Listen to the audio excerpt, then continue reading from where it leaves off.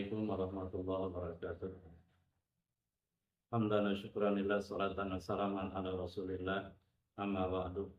Ila hadratin Nabi Mustafa Sayyidina Muhammad Rasulullah sallallahu alaihi wasallam wa alihi wa azwajihi wa dzurriyyatihi wa ahli baitihi wa sahbihi ajma'in wa jami'il mu'minina wal mu'minat wal muslimina wal muslimat wa jami' ahli quburin ahli la ilaha illallah min ladun sayyidina Adam ila yaumil qiyamah wa ila arwahi abaina wa ummahatina wa jadadina wa jahdatina wa jami' asatidatina wa jami' muallifi hadhihi al-kutub al-marfu'a fi hadzal ma'al syarif anil ma'dar al-hikam wa ila arwahi jami' asatidatina wa muallimina min ladun rasulillah sallallahu alaihi wasallam ilal an niniyatil qabulata mami kulli sulana ila kulli ma'mur ila hadrati rasul al-fatihah.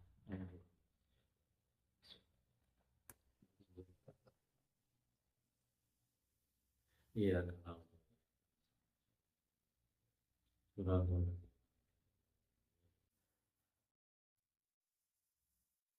alhamdulillah, insyaallah kita akan kembali mengkaji syarah hikam dan kita akan membaca syarah yang ke-8.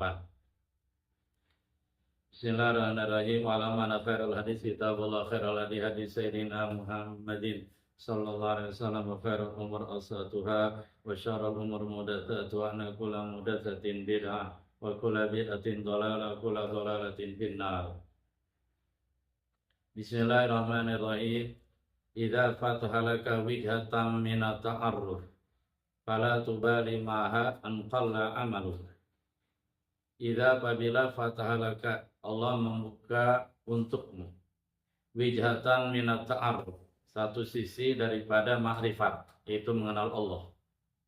Fala tubali, maka kamu jangan peduli maha bersamanya beserta wijah tadi. Artinya bersama makrifat yang Allah berikan pada kamu gak usah peduli an khalla amaluka, karena kamu melihat amal kamu masih sedikit. Kenapa gak usah peduli walaupun melihat amal masih sedikit? Fa innahu ma fataha laka illa wa yuridu ay yata'arrafa ilaik. Karena sesungguhnya Allah tidaklah membukakan hal tersebut, tidaklah Allah membukakan sisi ma'rifat, sisi mengenal Allah tadi kepada diri kamu, illa kecuali wa yurid. Di sini Allah berkehendak, di sini Allah punya iradah, ay yata'arrafa ilaik, agar Allah memperkenalkan diri kepada kamu. Tetapi ketika Allah memperkenalkan diri kepada seseorang, bukan berarti Allah butuh kepada orang tadi, enggak. Justru karena kasih sayang Allah melalui sebab-sebab tertentu, jadi orang tadi mengenal Allah. Alam ta'lam, tidakkah kamu ketahui, bukankah kamu telah paham, anna ta'arufa huwa muridu alaika, bahwasanya ma'rifat, ta'aruf, Allah mengenalkan diri, huwa muriduhu, dialah Allah yang mendatangkan ta'aruf tadi, Allah yang mendatangkan ma'rifat alaika kepada kamu. Jadi ini anugerah dari Allah, Allah berikan ma'rifat. Wal amal, sementara amal-amal yang kamu lakukan, amal-amal zikir, suluk dan seterusnya, anta mudihi ilai, engkaulah yang menghadiahkan amal tadi ilai kepada Allah. Wa aina ma tuhdi ilaika mimma huwa muridu alaika.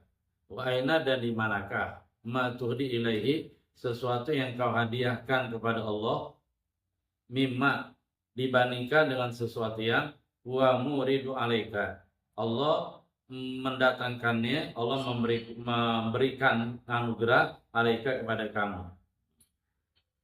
Jadi kesimpulan secara umum adalah ada suatu kondisi di mana seseorang Allah berikan ma'rifat, mengenal Allah, padahal dari segi amalnya masih sedikit, ya. Dari segi mujahadahnya masih sedikit. Namun musannif berpesan, ketika itu terjadi, kamu gak usah peduli, artinya terima ma'rifat tadi, dan kamu gak usah pusing, waduh amal saya masih sedikit, enggak. Justru ketika Allah membukakan ma'rifat kepada diri kamu, itu artinya apa? Allah ingin agar kamu kenal Allah, agar dalam diri kamu ada ma'rifat, mengenal Allah. Bukankah kamu telah ketahui, kalau perbandingannya gitu ya, Ma'rifat itu datangnya dari Allah, Allah yang memberikan. Sementara ibadah yang kita lakukan secara formalitas lah itu ya, diibaratkan seperti hadiah yang kita hadiahkan kepada Allah. Nah di sini kalau dibandingkan antara pemberian Allah berupa ma'rifat dengan amal ibadah yang kita hadiahkan kepada Allah, itu kedudukannya amal ibadah tadi nggak ada apa-apanya. Nggak bisa dibandingkan dengan ma'rifat yang Allah berikan tersebut. Salah kita baca syarahnya. Yani idza fatalaka fatahu ayyuhal murid wijhatan. Maksud musannif adalah ketika Allah Al-Fattah, Allah yang Maha Pembuka, membuka untukmu wijhatan satu sisi, satu arah. Arah apa maksud di sini? Ai jihatan min jihati ta'aruf. Satu arah, satu sisi daripada beberapa sisi at-ta'aruf, mengenal Allah, ma'rifat. Watil kal jihatu kal amradi wal balaya wal faqat. Watil kal jiha arah tadi sisi seseorang bisa mengenal Allah. Kal amradi seperti sakit. Artinya sakit yang Allah timpakan kepada seorang, wal balaya cobaan-cobaan, wal faqat dan kesulitan-kesulitan.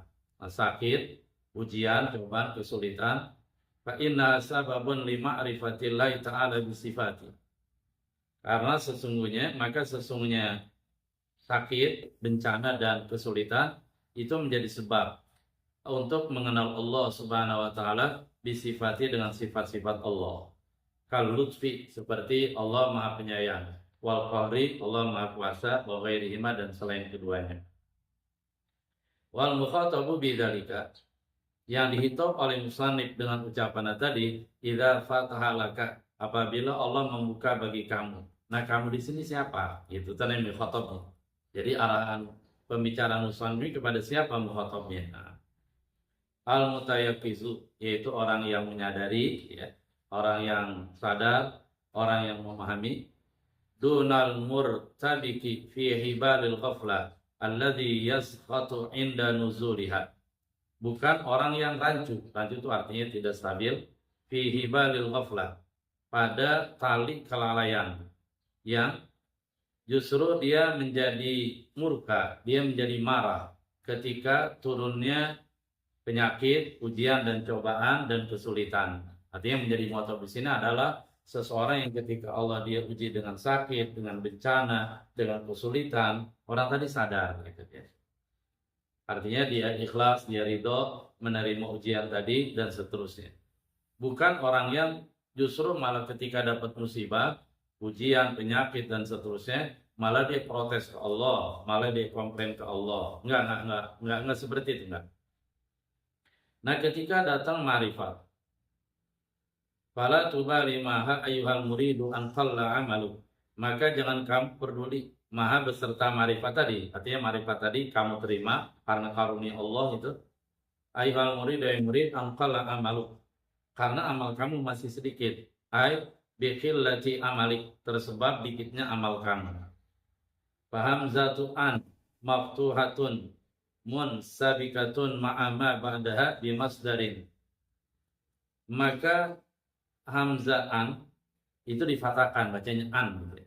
Munsabikatun ma'ama ba'da bisarin, dia bisa ditakwil beserta lafaz yang sesudahnya, yaitu qalla amaluka bimasdarin dengan masdar.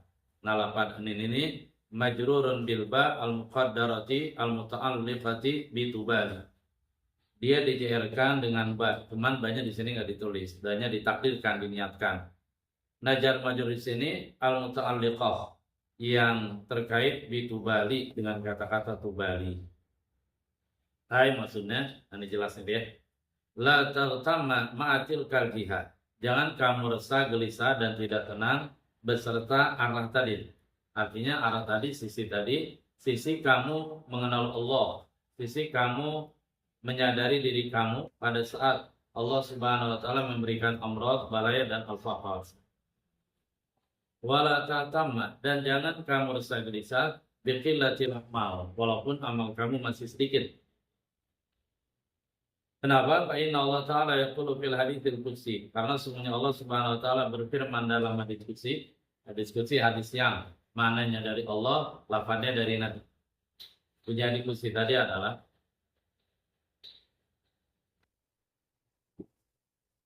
idza talaitu 'abdil mukmin, apabila aku memberikan ujian cobaan kepada hambaku yang mukmin, falam yashkuni ila uwadihi, lalu hambaku mukmin tadi tidak mengadukan diriku, tidak sharing tentang musibah yang aku timpa pada dia tidak sharing ila uwadihi kepada para teman-temannya, orang-orang yang biasa berkumpul dengannya.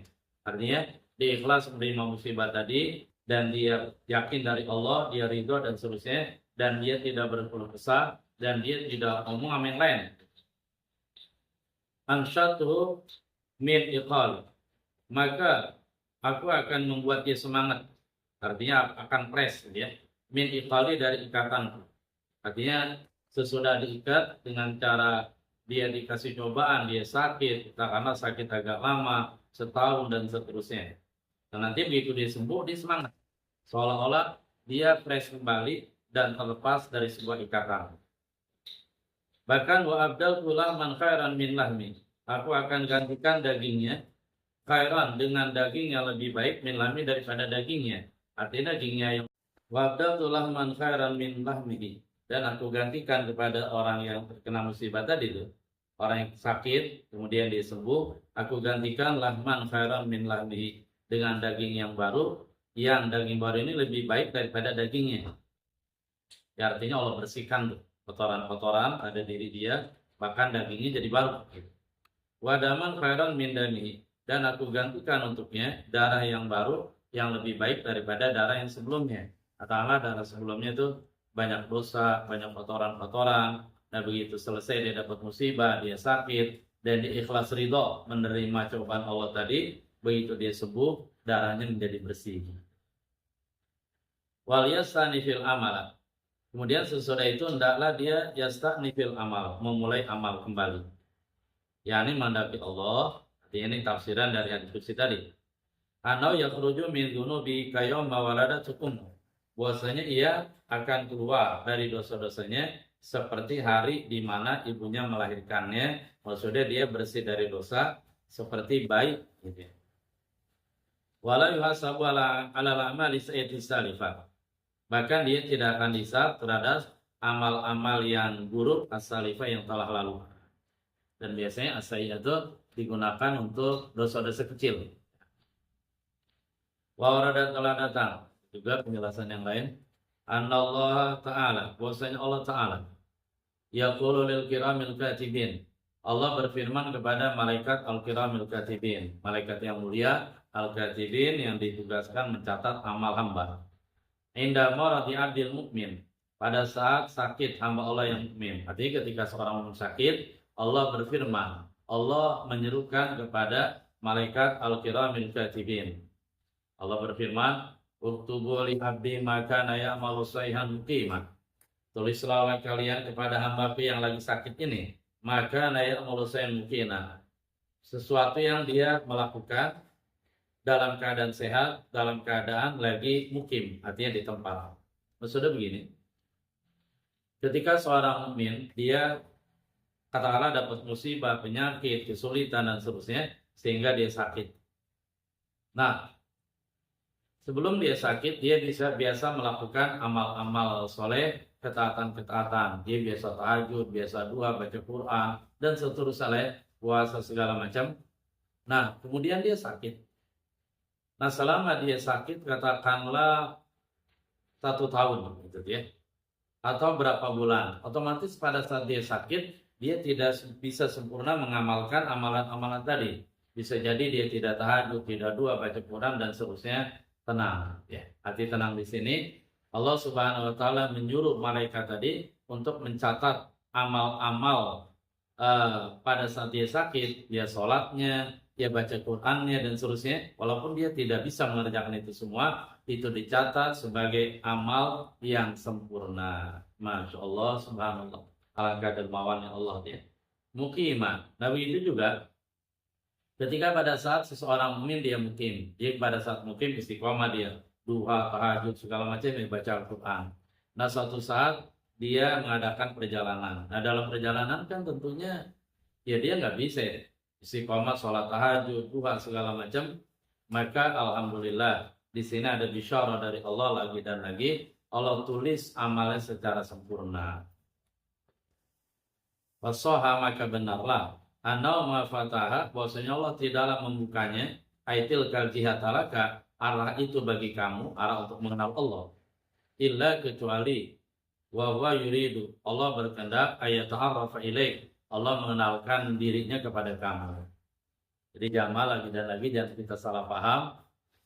Jangan kita memahami Allah ingin mengenalkan diri kepada kamu, berarti Allah butuh kamu dong, Allah butuh dikenal dong. Astagfirullahaladzim, Masya Allah, enggak.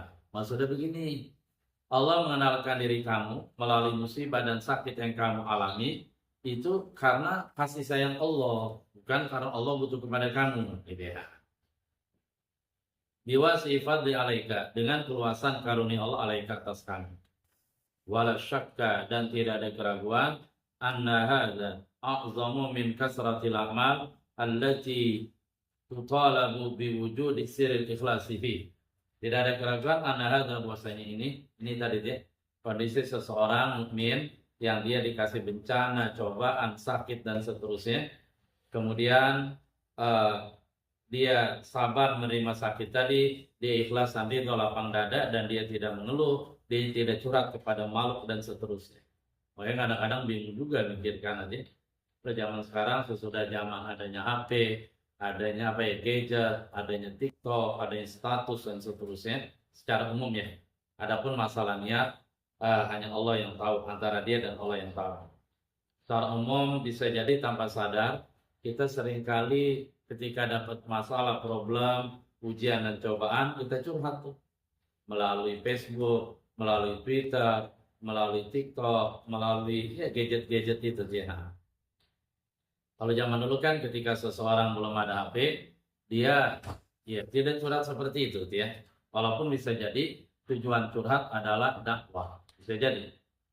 Bahkan seringkali ketika kita tahajud, ngirim status. Anda lagi tahajud nih, 1000 rakaat. Itu kemungkinan ada dua. Kemungkinan pengen pamer, kemungkinan juga pengen dakwah. Jadi kita ususan dakwah ya. Saya lanjutkan. Wala syakka, tidak ada keraguan anna hadza, bahwasanya ini ya kondisi tadi. Ketika seorang Allah kasih sakit, musibah dan seterusnya, kemudian dengan sebab sakit tadi otomatis amalnya berkurang karena sakit kan.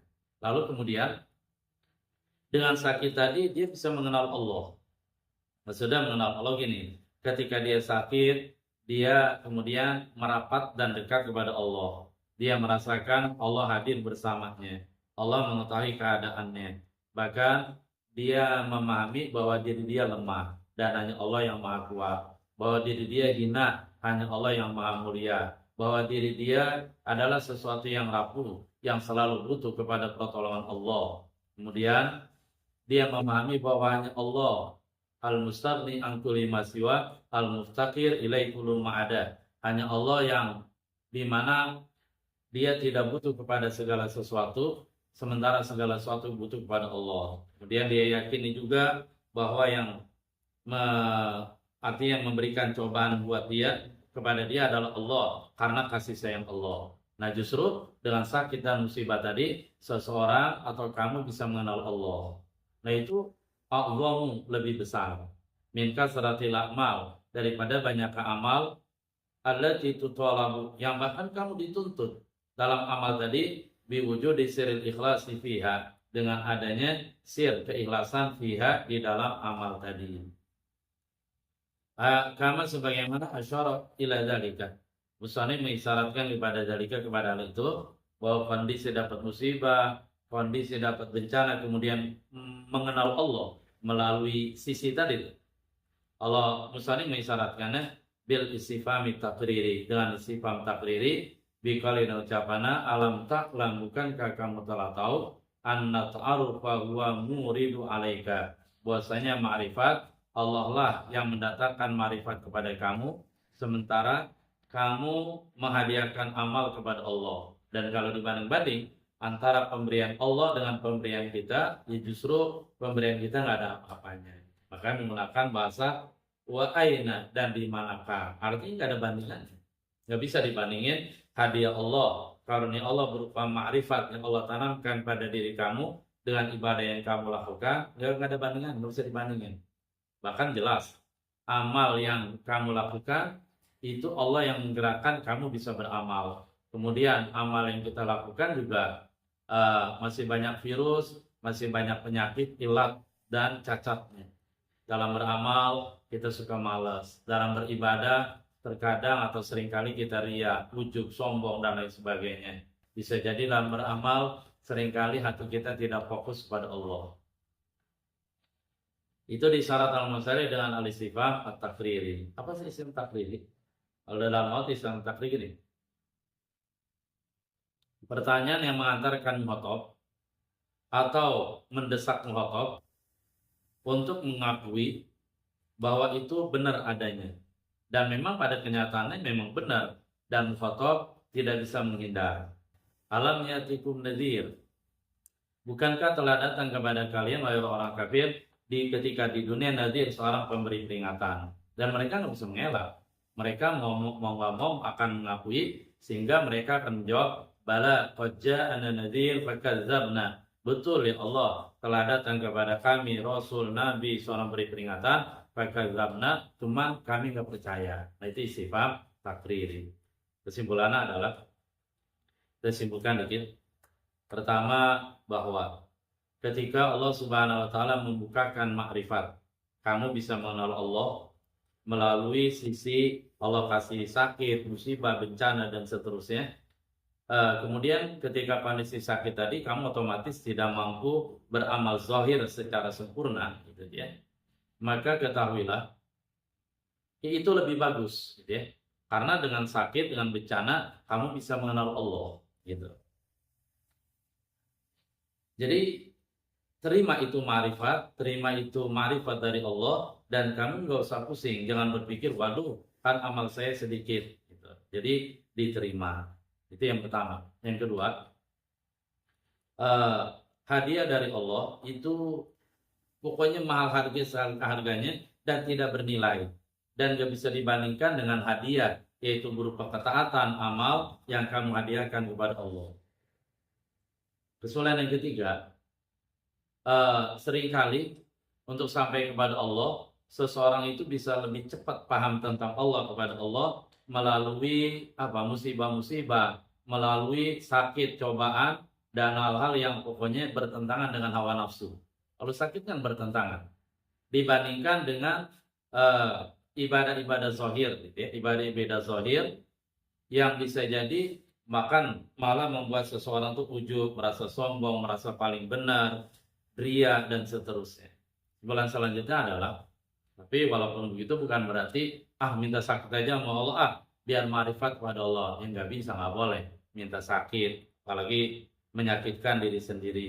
Wala tulqu bi aidikum ila tahluka. Janganlah kamu lemparkan diri kamu dengan tangan kamu kepada kebinasaan. Ya, artinya ini karunia Allah yang terbesar ketika seseorang Allah berikan makrifat. Allah berikan pada seorang bisa mengenal Allah. Mengenal Allah tadi itu, merasakan bahwasanya Allah selalu hadir bersama kita, Allah melihat kita, Allah selalu memantau kita, bukan jadi ingat Allah dan merasakan bersama Allah. Bahkan bisa sampai pada tahapan nanti yang disebut tajallil af'al, di mana seseorang dengan mata hatinya dia telah menyadari, melihat, dan sadar banget bahwa seluruh perbuatan yang ada adalah perbuatan Allah. Wala fa'ila illallah, tidak ada yang melakukan sesuatu pun kecuali Allah. Al-fi'lu minallah wal kasbu minal abdi. Alhamdulillah. Mudah-mudahan Allah Subhanahu wa taala berikan kita mohon taufik bisa mengamalkan pesan-pesan yang disampaikan oleh musannif melalui hikmah yang ke-8 ini. Dan pada pertemuan berikutnya insyaallah kita akan baca hikmah yang ke-9. Tanawwa'at ajnasul a'mal li tanawwu'i waridatil ahwal. Mohon maaf atas segala kekurangan, yang benar dari Allah Subhanahu wa taala, yang salah dari kebodohan saya sendiri. Subhanallah bihamdi, subhanakallah bihamdika, asyhadu an la ilaha illa anta, astaghfiruka wa atubu ilaik. Walhamdulillahirabbil alamin. Assalamualaikum warahmatullahi wabarakatuh.